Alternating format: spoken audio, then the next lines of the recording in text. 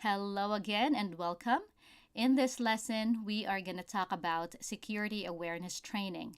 Now, keep in mind that when you become a security GRC professional, conducting security awareness training may be one of the tasks assigned to you, or it might not be. But I just want to make sure that I cover this topic in this program because most likely this will be one of your tasks as well.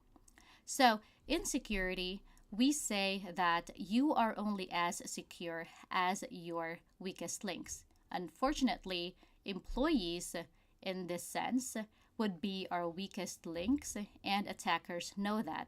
And that is why we have to train our employees because we want them to be security aware in order to improve the overall security posture of the organization.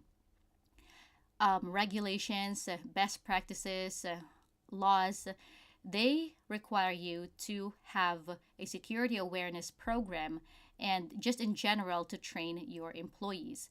Now, as a cybersecurity professional, it is good that you know the different kinds of cyber attacks, but as a security GRC professional, you can focus on the dangers of social engineering attacks.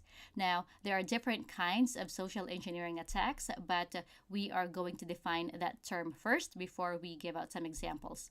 So, social engineering is the way of manipulating and deceiving victims into giving out sensitive information or doing actions that are not of the best interest of the organization because it could compromise security. Now, again, as I said earlier, attackers know that you are the weakest link or the employees are the weakest links, and they rely on the trust and cooperation of the unsuspecting victims. They exploit that so that they can get into your system and into your network, and even in the physical building. So we will talk about some examples later, but for now, we're going to talk about some of your tasks as well regarding to related to security awareness training. Now, a lot of companies are training their employees on an annual basis. There's nothing wrong with that. Some of them they give out an hour-long training on an annual basis, and some companies are training their employees like every 6 months, some on a quarterly basis. But I would say that it is best to train employees on a monthly basis. You don't have to give them long training, like an hour long training. It could be like 10, 15 minutes or 20 minutes, maybe max. But you give it out on a monthly basis. I know they will get tired of it. They might say that, hey, this is the same information, but trust me, it will be worth it because then they can see and hear all that information over and over again. And on a day to day task that they're doing, they can apply all the information they've learned in order to keep data and information systems secure.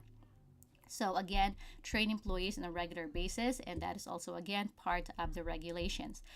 Another one would be to conduct a phishing test campaign. Now, if you are a security GRC professional, you will have to create your own phishing campaign.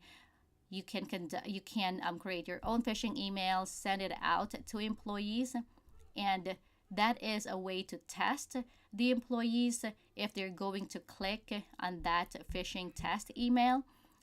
You can know who are actually learning something from the training. Now, if you have clickers, that's how we call them. So if you have clickers, you can train them again. So you can actually have another training module or another training content that you can give to that employee so that that employee will learn more about security. A lot of organizations will actually punish their employees for clicking a lot of times.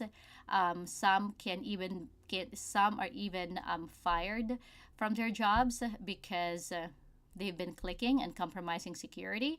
So it if you become, as an employee, if you become very risky because you keep clicking on phishing test emails, then that will reflect that you will also click on an actual phishing email if you see one in your inbox. So that is why some organizations are really taking it further, and to the point of firing employees because of that.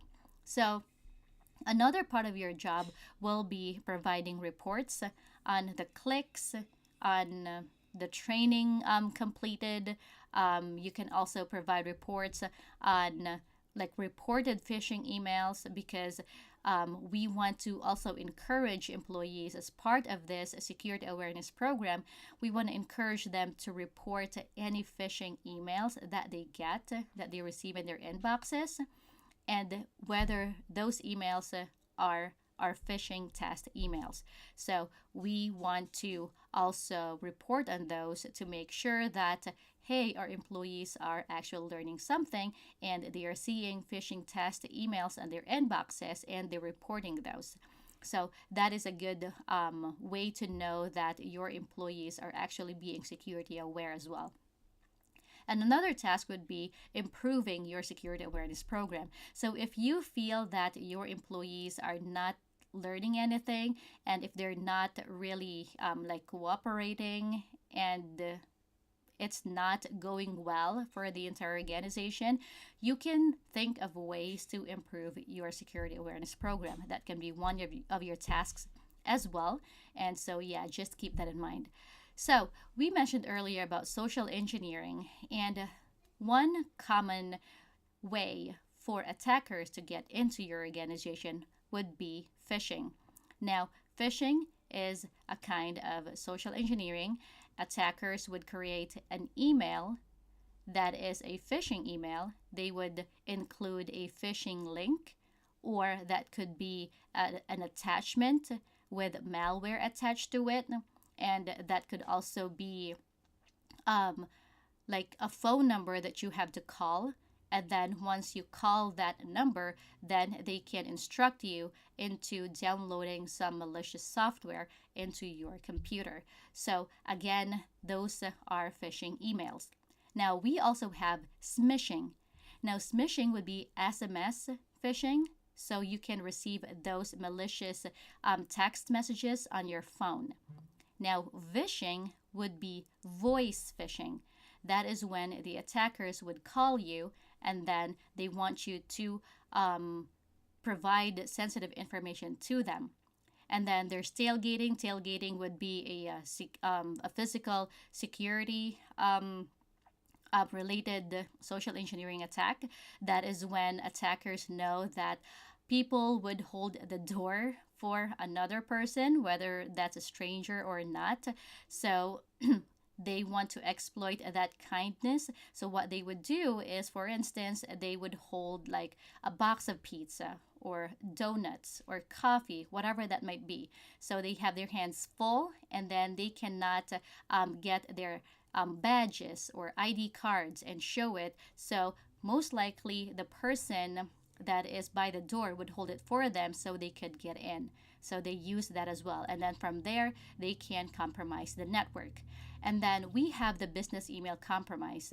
I don't know if you remember emails like related to, for example, an attacker sending an email to an executive assistant, for example, or somebody from finance, and pretending to be the CEO, and they will say that, hey, I need this much money, and can you please send it to me? Here's the account number, or things like that, whatever. Or that could also be your business partner. Now, the attacker would pretend to be a business partner, saying that, hey, this is now the invoice. You can click this and you can provide me, you can fill out the form and then send me the money, whatever. So that is business email compromise. It's very, very common still in this day and age. And that's very surprising, actually, but it's happening.